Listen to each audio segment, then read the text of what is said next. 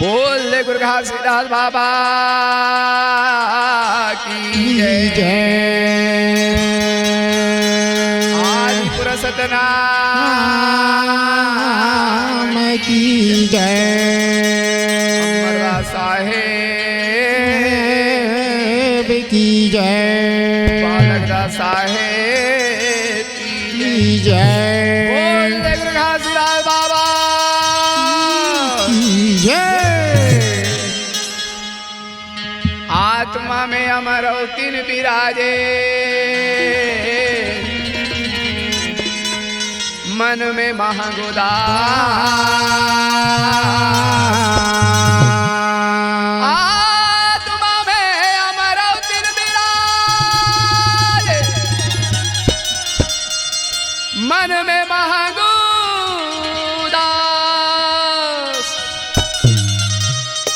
सत्य में सती सपुरा विराजे, घट घट में घास घट में घासीदास होता है सकल काल की जय। होता है सकल काल की जय। बार बार सब प्रेम से बोलो सत्य नाम की जय। बार बार सब प्रेम से बोलो सत्य नाम की साहेब। जय। बोल गुरु घासीदास बाबा की जय। रागी भैया अच्छा आज प्रस्पिताला हाँ जी। वो बाबा घासीदास दा वाह वाह वाह। सुमरन मनन कर ले थन भैया। हरे तोरी चरण कमल के महर बाबा, वाह वाह। आवा हो पुजारी। तोर चरण कमल के मैं हर बाबा आवा हो पुजारी। तोर चरण कमल के में हर बाबा आवा हो पुजारी। तोर चरण कमल के मैं हर बाबा आवा हो पुजारी। बिगड़े बना दे बाबा,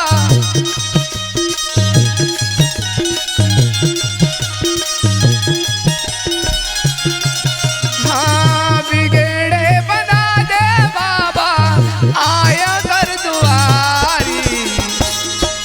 तोर चरण कमल के में हर बाबा आवा हो पुजारी। हाँ तोर चरण कमल के मैं हर बाबा आवा हो पुजारी।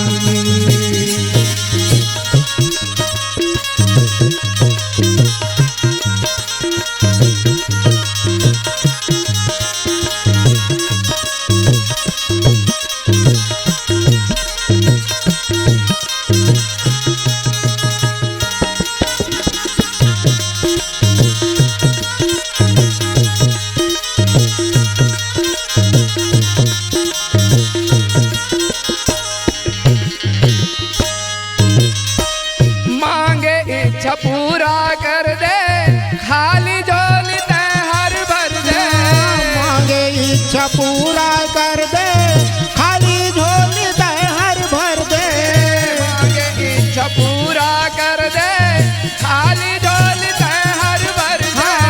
मांगे इच्छा पूरा कर दे, खाली झोली दे हर भर दे। पांजन के गोदी भर दे, दुनिया के दुखला हर ले।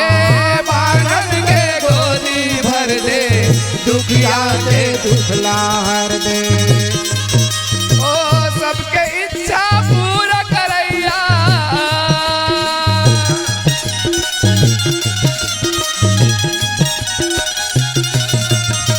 सबके इच्छा पूरा करैया, अब मोर बारी। बिगड़े बना दे बाबा आयो तुर दुआरी। बिगड़े बना दे बाबा आयो तोर दुआ।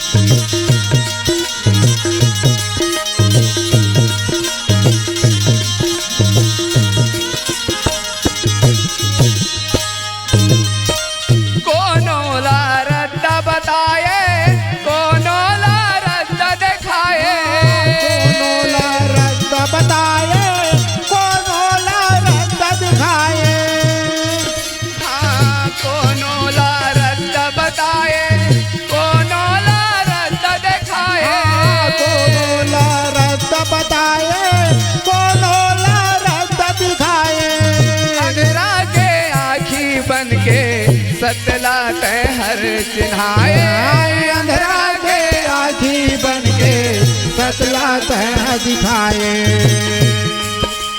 साधु संत दर महिमा लगाए।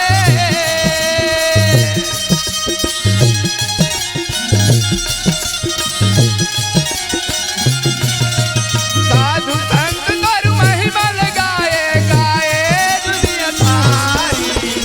बिगड़े बना दे बाबा आयो तो दुआरी। बिगड़े बना दे बाबा आए तो दुआरी। बिगड़े बना दे गुरु आए तो दुआरे।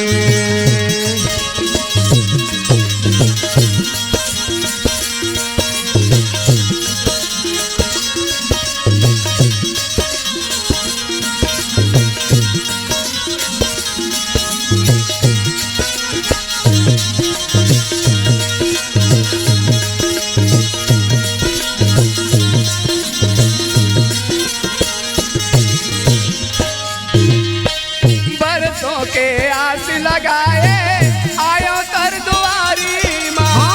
बरसों के आस लगायो आयो तो दुआरी माँ। बरसों के आस लगाए आयो तर दुआरी हाँ, बरसों के आस लगायो आयो तो दुआरी माँ। और खबर कर ले गुरुजी ये दुखिया पुजारी माँ। और खबर कर ले गुरुजी ये दुखिया पुजारी भाग जगा दे गुरुजी, भाग बना दे बाबा सपना है भारी। बिगड़े बना दे बाबा आयो तुर दुआरी। बिगड़े बना दे बाबा आयो तुर दुआरी। ये तोरे चरण के गुरुजी, तोरे चरण के बाबा आयो हो पुजारी। बिगड़े बना दे बाबा आयो तुर दुआरी। बिगड़े बना दे बाबा आयो तुर दुआरी। बिगड़े बना दे बाबा आयो तुर दुआरी। बिगड़े बना दे बाबा आयो तुर दुआरी। बिगड़े बना दे बाबा आयो तुर दुआरी। बोल दे गुरु घासीदास बाबा की जय। तो रागी भैया अच्छा पिछले अध्याय में मैं हाँ 4 भाग में आप मन ला कथा सुना चुके हूँ। सुना पंडित। आज के कथा ये प्रकार है भैया। किस प्रकार है? माता जी रहे या ये दुनिया संसार ला अच्छा अलविदा हो चुके हैं गुरुजी। हो माता सती रहे तो वाह वाह वाह 9 महीना के बालक ला छोड़ के भैया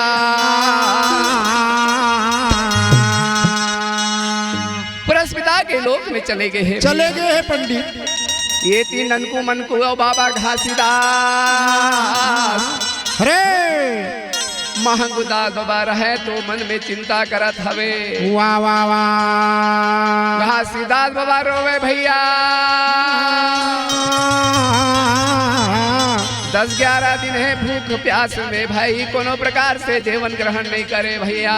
जय हो माता जी रहे भैया।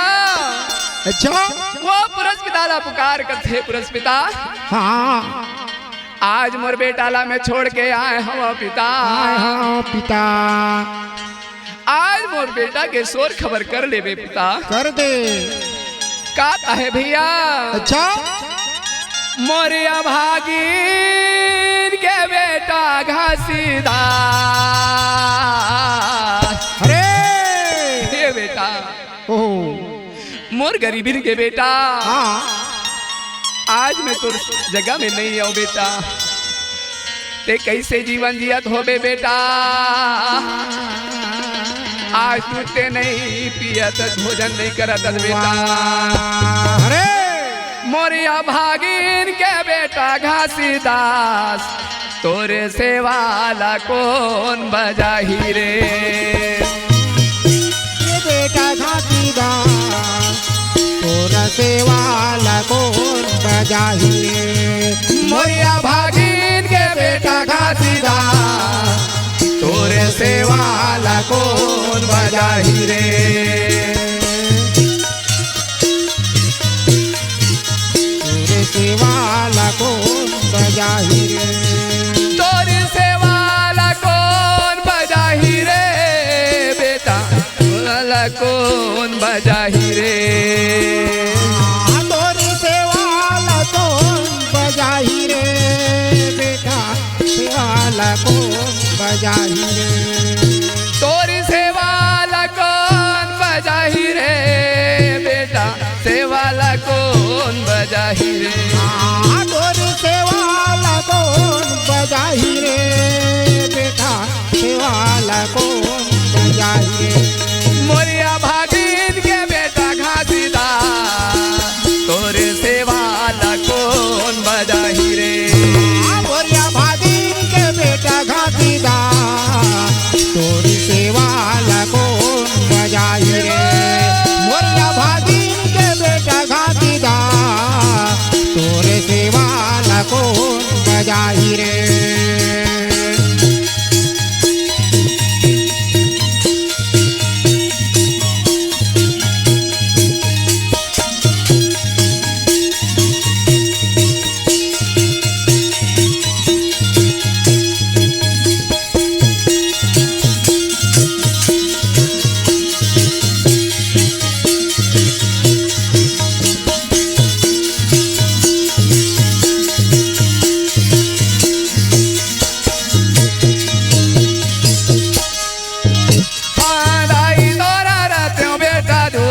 पिलाते रे दूध पिलाते दाई तोरा राते बेटा दूध पियाते रे दूध पियाते रे बेटा का हो गए तोर सामने रहते हो बेटा आओ जब तोला भूख लगती गा दूध पिलाते बेटा तोर दोनाला सुन के मैं आ जाते हूँ बेटा ये दाई तोरा रहते हो बेटा दूध पिलाते हो गा दूध पिलाते हो दाई तोरा राते बेटा दूध पिलाते गा दूध पिलाते गा लोरी सुना के बेटा तोला सुलाते हो गा तोला सुलाते हो गा लोरी सुना के बेटा तोला सुलाते गा तोला सुलाते गा तोला सुलाते हो बेटा तोला सुलाते हो गा तोला सुलाते बेटा तोला सुलाते गा तोला सुलाते हो बेटा तोला सुलाते हो गा तोला सुलाते बेटा तोला सुलाते गा तोर ना सुन के बेटा दौड़ी चले आते हो गा तोर रोना सुन के बेटा दौड़ी चले आते हो गा गोदी में तोला झूल रहते हो रे मोरिया भागीन के बेटा घातीदा तोर दुलार लगोन पुरोही रे मोर गरीबीन के बेटा घातीदा तोर दुलार लगोन पुरोही रे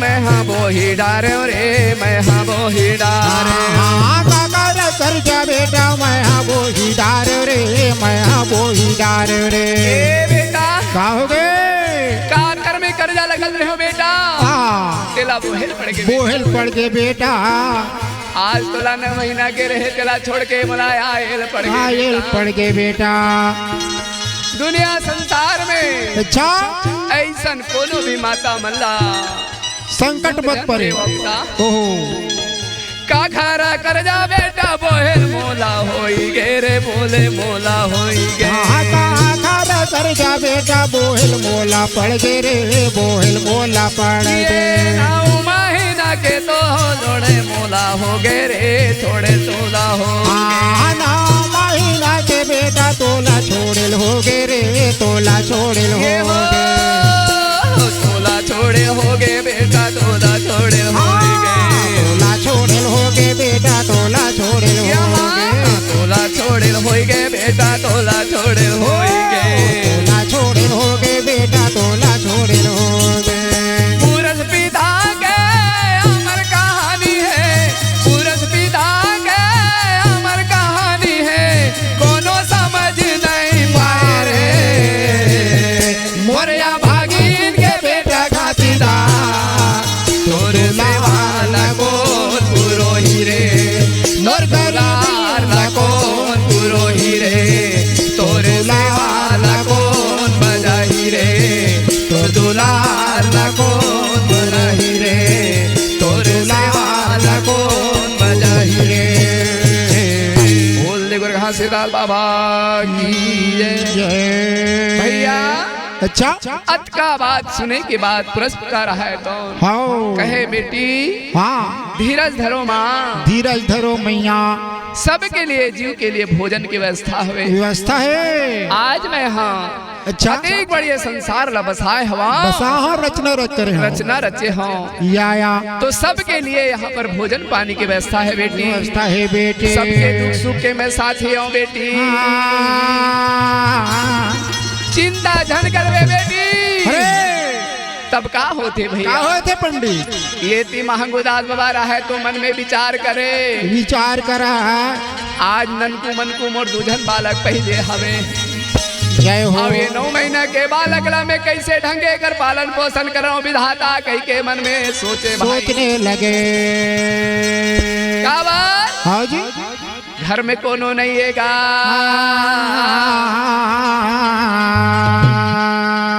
पुरस्पिता है मन में सोचते सोतरे रात्रि के समय सोए हवे अच्छा पुरस्पिता मन में विचार करते विचार करे पंडित एक हर लिए कुछ तो करना चाहिए हाँ भाई तब का कहते क्या भैया? कहे श्रद्धा या मुक्ति नाम के गैया बछरुला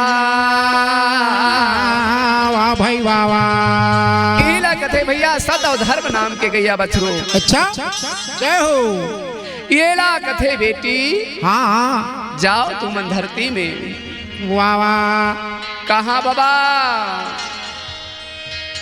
धरती में नहीं जावन बाबा हाँ धरती के रीत अलग है बाबा अलग हवाए का बात हाँ जी हमरे सबो जिनिस ला उपयोग करते जियत में मरत में हमारे सबके उपयोग होते वाह वाह और अंत में वहाँ के लोगन हमला दू लकड़ी मारते दू बाबा। लकड़ियों मारते उल्टा में तब पुरस्कृता रहे कथे बेटी अच्छा तुहर जीवन हा बेटा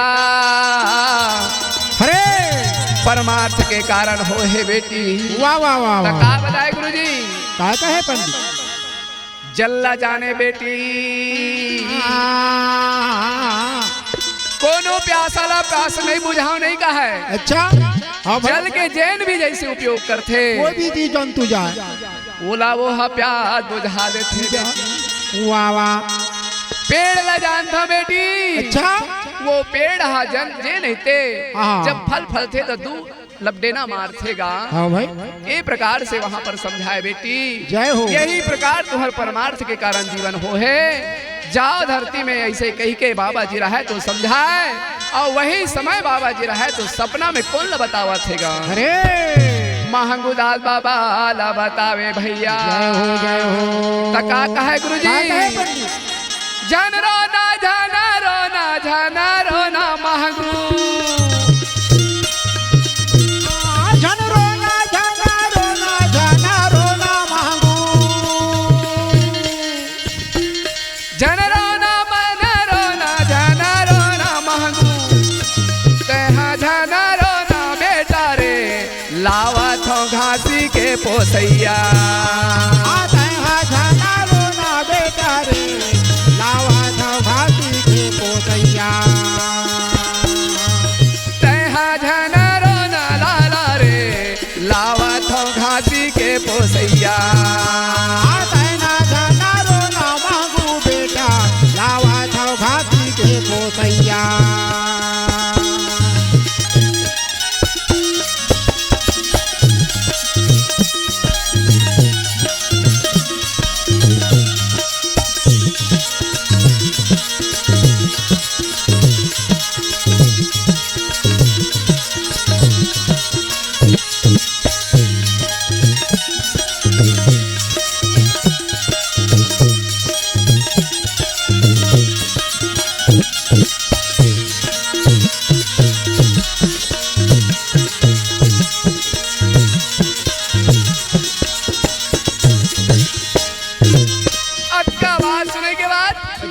महंगूदास बाबा पुरस्पिता कथे का कहे पंडित हो कौन रंगा गैया बाबा कौन रंगा बछड़ा है कौन रंगा गैया बाबा कौन रंगा बछड़ा है कौन रंगा गैया बाबा कौन रंगा बछड़ा है कौन रंगा गैया बाबा कौन रंगा बछड़ा है कौन रंगा गैया बाबा कौन रंगा बछड़ा है रंगा गैया बाबा कौन रंगा बछड़ा है कौन रंगा हावे चरवैया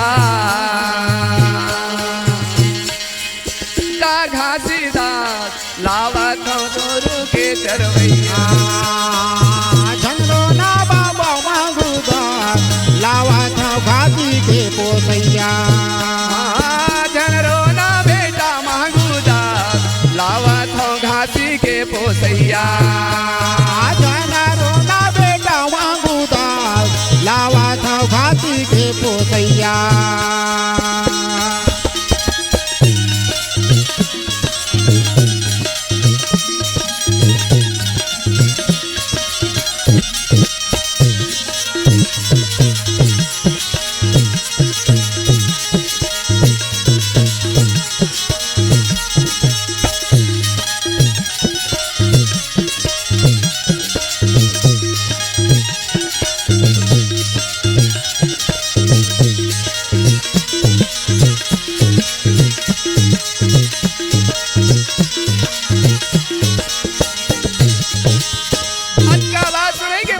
पुरस्कार है तो महंगूदास बाबा वाला सपना में कहा सतरंगा गैया बेटा सतरंगे बछड़ा रे सतरंग बछड़ा है सतरंगा गैया बेटा सतरंगा बछड़ा रे सतरंगा बछड़ा रे सतरंगा गैया बेटा सतरंग बछड़ा रे सतरंग बछड़ा सतरंगा गैया बेटा सतरंगा बछड़ा रे सतरंगा बछड़ा रे सतरंगा बछड़ा रे बेटा सतरंग बछड़ा सतरंगा बछड़ा बेटा सतरंगा बछड़ा रे सतरंगा हावे चरवैया बेटा रे मोर लावत घासी के पोसैया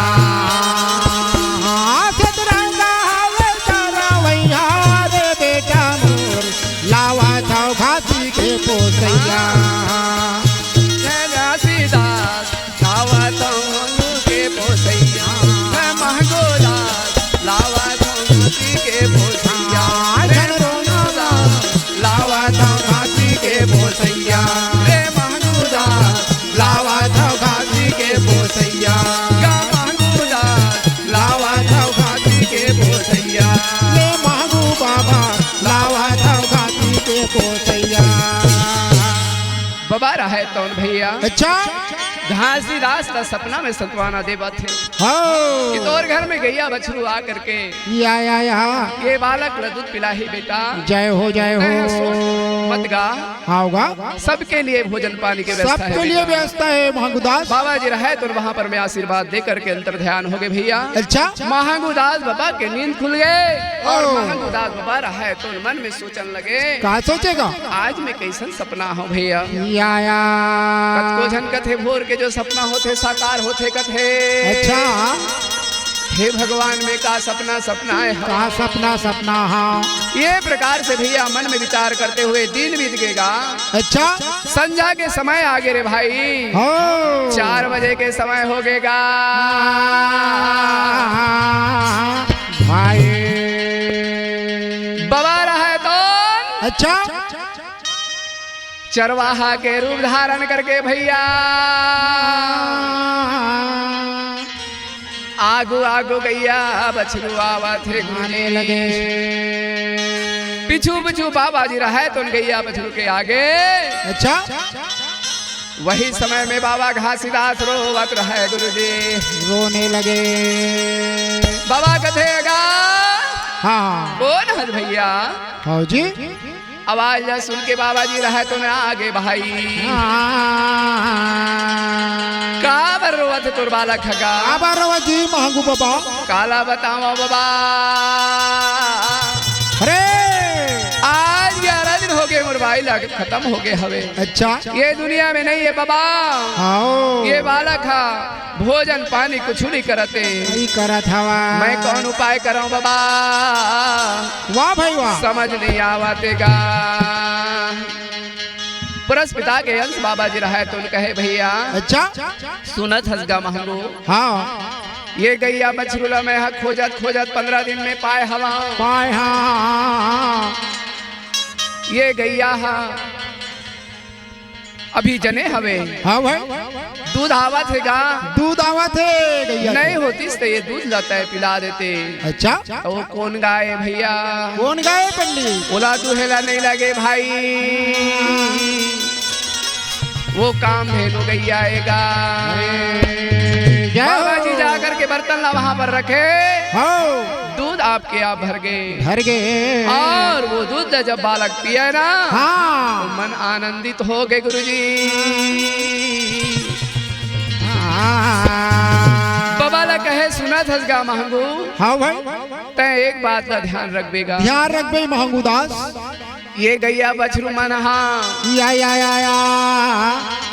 ते कब होएला जुठन भोजन मत देवेगा।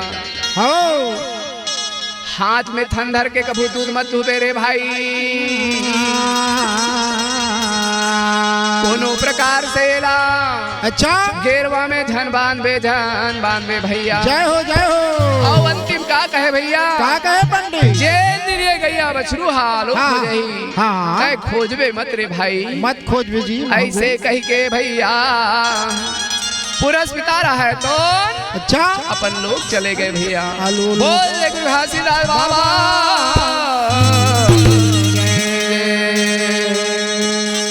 आओ भैया पुरस पिता के भोजन की व्यवस्था करते। अच्छा वो पुरस पिता के नाम से आरती गा लेते। बोल दे गुरु घासीदास बाबा की जय। आरती होते सता नाम पुरस के बिना सृष्टि के भी साकार है। आरती होते सता नाम पुरस के बिना सृष्टि के भी साकार है। आरती होते सता नाम पुरस के बिना सृष्टि के भी साकार है। होते सता नाम साहेब के बिना सृष्टि के भी साकार है। बिना सृष्टि के भी साकार जगत में हो। बिना सृष्टि के भी साकार है। सृष्टि के भी साकार जगत में हो। सृष्टि के भी साकार है। आरती होते सता नाम जय हो के भी साकार। आरती होते सदा नाम साहेब के बिना सृष्टि के भी साकार। जय हो।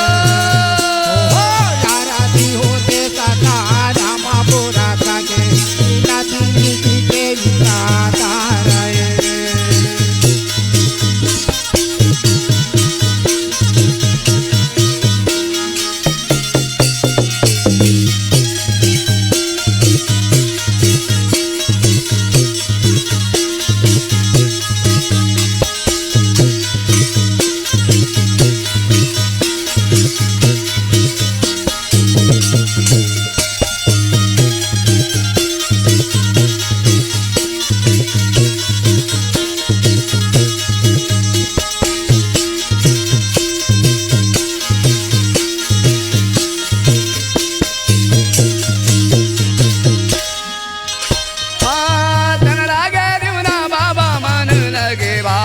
हो मन लगे बाती।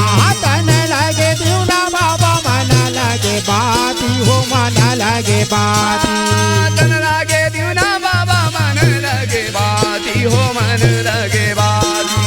तन लगे दिवना बाबा मन लगे बाती हो मन लगे बाती। हो मन लगे बाती गुरुजी मन लगे बाती। मन लगे बाती बाबा मन लगे बाती। लगे बाती बाबा मन लगे बाती। मन लगे बाती गुरु मन लगे बाती। प्रेम के ज्योति जले हो राती हो साहेब।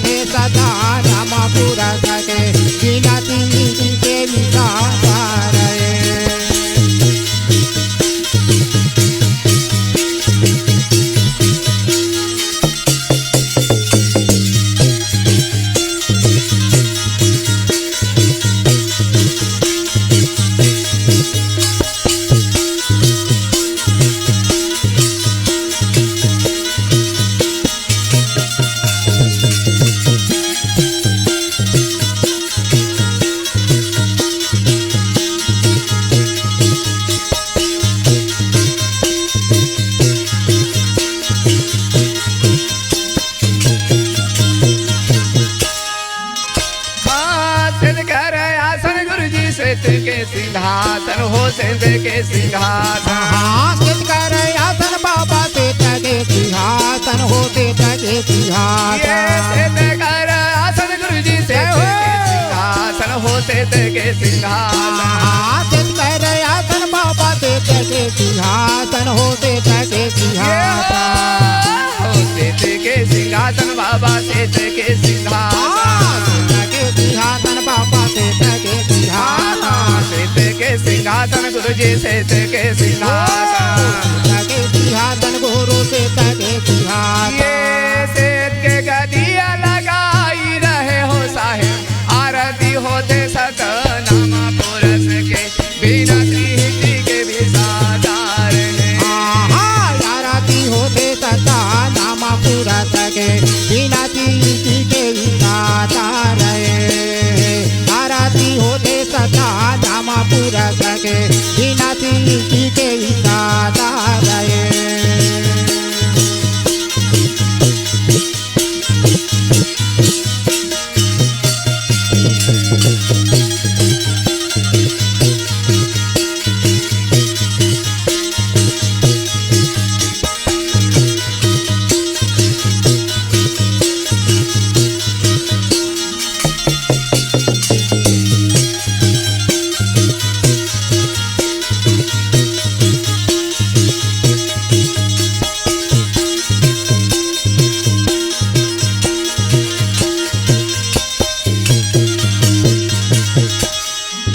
हाँ ज्ञान के दीप विवेक लगे बाती विवेक लगे बाती।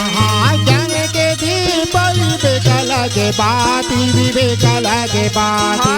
ज्ञान के दीप विवेक लगे बाती विवेक लगे बाती। ज्ञान के दीप विवेक लगे बाती विवेक लगे बाती। विवेक लगे बाती विवेक लगे लगे बाती विवेक लगे बाती। विवेक लगे बाती विवेक लगे बाती। विवेक लगे बाती विवेक लगे बाती। ये सुता के चंदन लगाई रहे हो साहिब आरती होते सतनाम पुरस के बिना सृष्टि के भी सादार है। आरती होते सता नाम पूरा सके बिना चीज के विसाता रहे। ये हो आरती होते सता नाम पूरा सके बिना चीज के विसाता रहे। आरती होते सता नाम पूरा सके बिना चीज के विसाता रहे।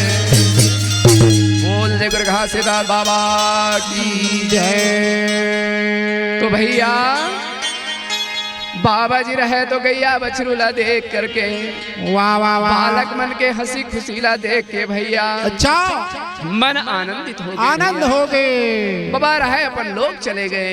हाँ जी। अब आगे की कथा में भैया वाह वाह वाह। धीरे धीरे बालक बढ़ा थवे बढ़ा थे। साल भर 6 महीना के बालक हो गए साल भर से अधिक हो गए। जय हो जय हो। ठीक ठाक रहेंगे लगे थे भैया। अच्छा बाबा जी रहे तो हाँ ये बालक हाँ जी। एती वती रेंग दी हाँ हाँ तो मैं एक हर पाँव में घुंघरू बांध देता हूँ। जय हो। ऐसे कही के बालक के कर पाँव में घुंघरू बांध देला। हमार संत मन कथे भैया। अच्छा पगनेउर कथेगा। पगनेउर पगनेउर का होते जी टंडन भैया। पाँव में घुंघरू बांधते तेला कथेगा। हाँ पंडित बतावत है। बोल जय गुरु घासीदास बाबा बाबा की जय। ये प्रकार से भाई अच्छा बाबा जी रहे तो आनंद मंगल से वहाँ पर में जीवन बिताते। जय हो। और बाबा के रूप के का बखान करो भैया। का बखान करोगा। सूरज चंदा हाव कर सामने फैले रे भाई।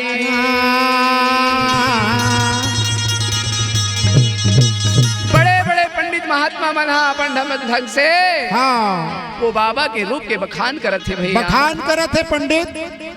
ओखर गोरे गोरे गाल घुंघरालू जैसे बाल। अच्छा अंगना मा खेले हो बाबा घासीदास। अंगना मा खेले हो बाबा घासीदास। ओकर गोरे गोरे गाल घुंघरालू जैसे बाल।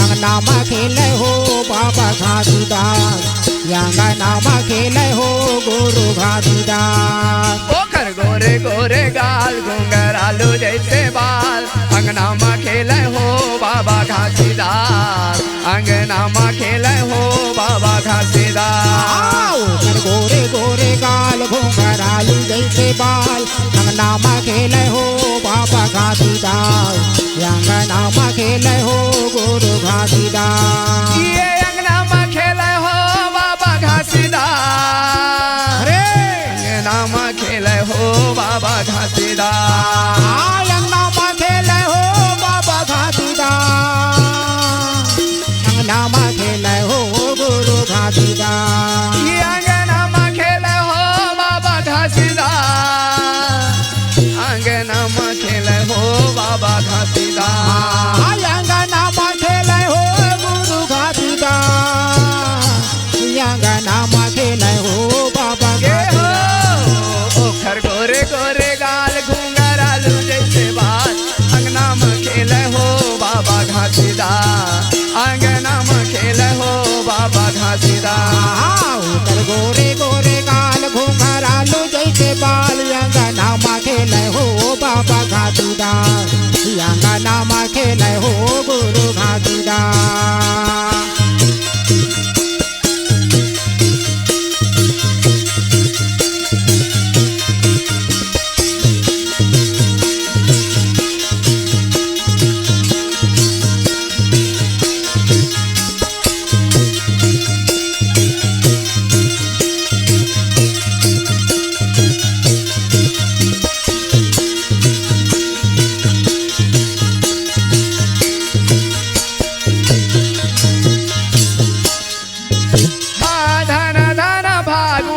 मारौतीन गे माताया मारौतीन गे धन धन भागो माताया मारौतीन गे माताया मारौतीन गे धन धन भागवो माताया मारौतीन गे आताया मारौतीन गे धन धन भागो माताया मारौतीन गे माताया मारौतीन ये घासीदासा बेटा पाए माताया मारौतीन गे आताया मारौतीन गे घासीदासा बेटा पाए माताया मारौतीन हाँ माताया मारौतीन हाँ घासीदासा बेटा माताया मारौतीन गे माताया मारौतीन गे घासीदासा बेटा पाए माताया मारौतीन गे माताया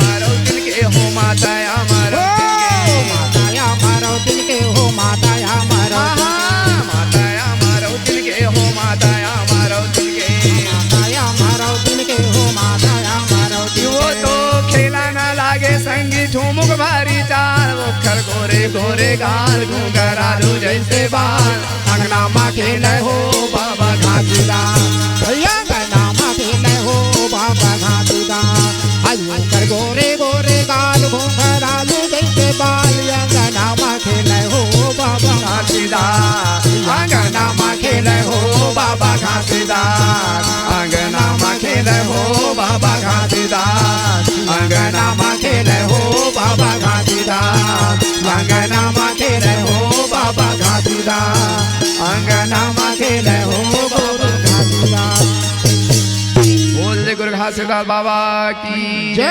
तो भैया हाँ बड़ा रूप हाँ चेहरे का रूप रहे भाई जय हो कत को बालक ला देख करके होगा मन मुग्ध हो जावे वाह, वाह, वाह। देखते रह जाए भैया अरे! ये प्रकार से प्रस्पिता के अंश रहा है तो हाँ धरती में माँ के गर्भ ले अवतार ले है भाई जय हो जय हो धीरे धीरे बालक हबड़ के भैया 1.5-2 साल के उम्र हो गए एक दिन गैया बछरू आलोप हो गए भाई वाह वाह वाह वाह महागुदा बाबा रहे तो जान ले भाई अच्छा ये अपन लोक में चल दिस कही के अरे अब आगे की कथा का होती गुरु जी का होते पंडित छेर छेरा पुण्य के समय आगे भैया जय हो गांव भर के लइका मनहा अच्छा गांव में छिरछिरावा था छिरछिरावत है हर घर में जा करके हाँ वही में भैया हाँ। वो महागुदास के घर में घलो आगेगा आगे महागुदास बाबा रहा है तो भाई जैसन बनिस वहां पर मैं बालक मन ला दे के विदा करत हवे। अच्छा वही समय में का होए गुरुजी, क्या है पंडित? 17-18 साल के एक सुंदर कन्या आवे भाई।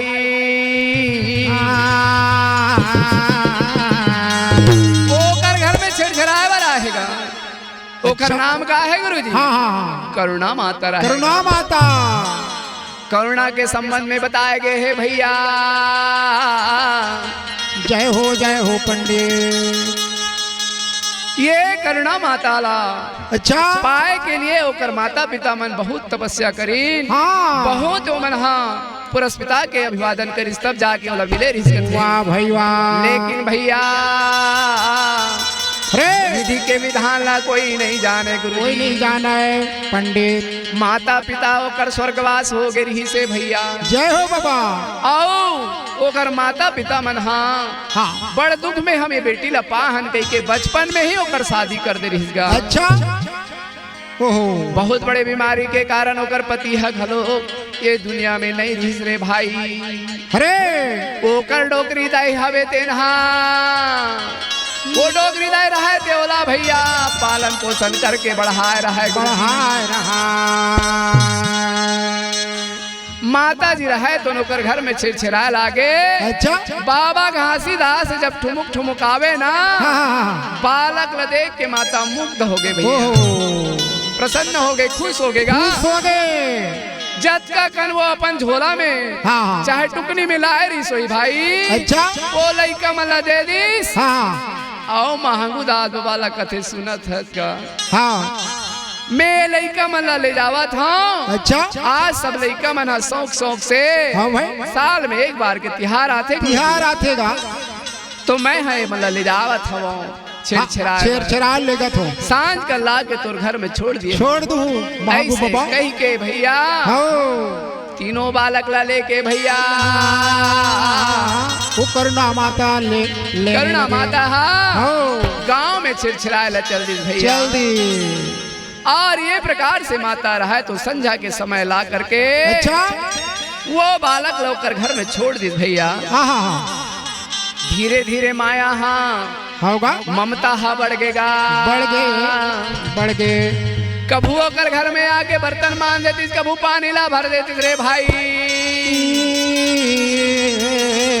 कभू साग सब्जी ले जा करके बालक मन ला खिलावे पिलावेगा। अच्छा जय हो बाबा घासीदास हजेन प्रकार से हाँ आप द्वापर युग में हाँ भाई भगवान श्री कृष्ण के बारे में आप सुने हो। अच्छा यशोदा माता हाँ होकर पालन पोषण करते वही प्रकार से वहां पर प्रेम व्यवहार बढ़ के भैया।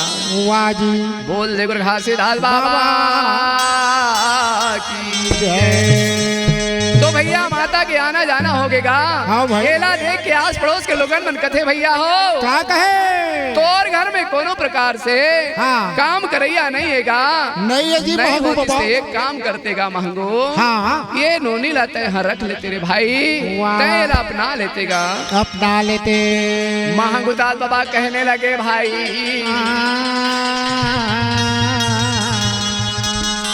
ये लड़का की अभी उम्र है छोटे हवे छोटेगा भैया हो। उम्र कहा या दूसरा तीसरा पनावा थे आवा थेगा ऐसा मैं अंचित नहीं करूंगा। लेकिन विधि के विधान ला नहीं जाने नहीं जाने गुरुजी। बने अकरस के पानी गिर गएगा। अच्छा बड़े बड़े खेत खारहा भर गए। टूटा फूटा घर द्वार टूट गए भाई। आते घनघोर बारिश हो गए अते घनघोर बारिश होगा। ओहो माता करुणा के घर टूट गए भाई। टूट गए पंडित। जब सुबह के समय बाबा जी के घर में माता आवे बतावे ऐसा ऐसा बात हो गई ऐसा हो गए हाँ। तब महंगू दास बाबा कथे अच्छा तय हमरे घर आके तुमन रह जावा नहीं जाओ नोनी। ऐसे कही के बाबा जी वहाँ कहने लगे भैया कहने लगे अपन डोकरी दाई के साथ में माता जी रहे तो कर घर में आ गए। अच्छा और विधि के विधान ला कौन जाना थे भैया। अंत में बाबा जी रोला अपनाए पड़ गए। अरे बोल दे गुरु घासीदास बाबा की जय। अब आगे की कथा में क्या होते भैया। क्या होते बाबा जी रहे तो 2 साल 4 साल के हो गएगा भाई। ओकर संगवारी मन करे चलना भैया गिल्ली डंडा खेले वाला जाबोगा। अच्छा भैया कथे छोटेपन में हम टंडन भैया सन खेलत रहन गा। कैसे ना। हाँ। अरे टंडन है बंजारे है सबो सन खेले हसगा। ऐसे कहा जोगी है बोधू है चमरू है सबो है तेकरे सन खेले। तो यही प्रकार से बाबा जी आला और बुलावे। अच्छा। तो बाबा जी का कहे सब संगवारी मन ला सकेल के भैया हो हाँ गिल्ली डंडा नहीं खेलना चाहिएगा।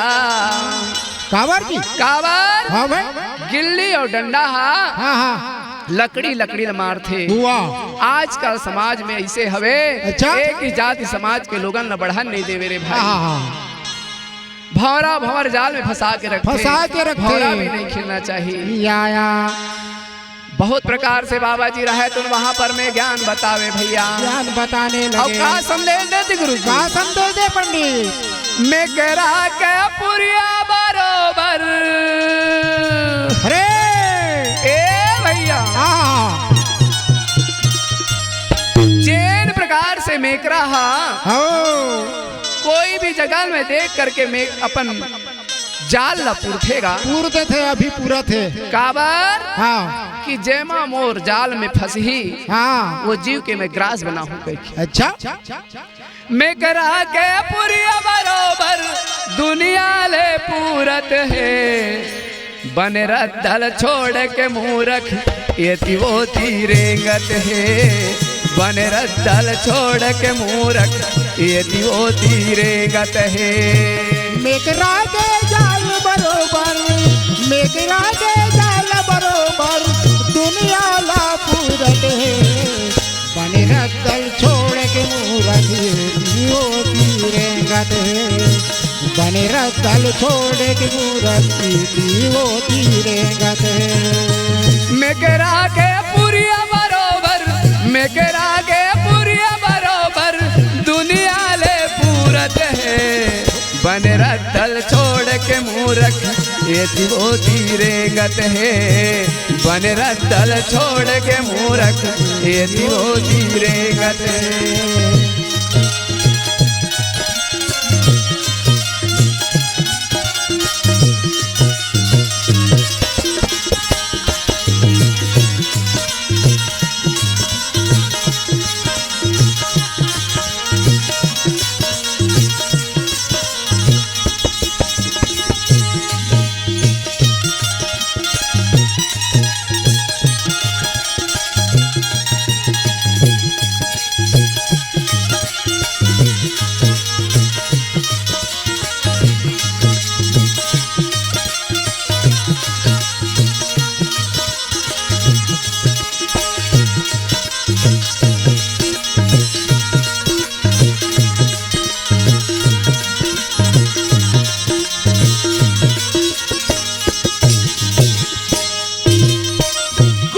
खेल जुआ सट्टा कौन पिए दारूगा। कोनो खेल जुआ छट्टा कोनो पिए दारूगा। कोनो पिए सट्टा कोनो पिए दारूगा। कोनो खेल जुआ छट्टा कोनो पिए दारूगा।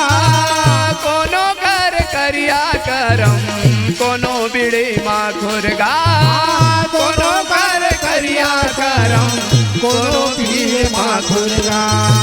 84 के फांसा में फंस के 84 के फांसा में फंस के अपन दुख लरोवत। बने रद्दल छोड़ के मूरख ये वो तीरेंगत है। बने रद्दल छोड़ के मूरख ये वो तीरेंगत है।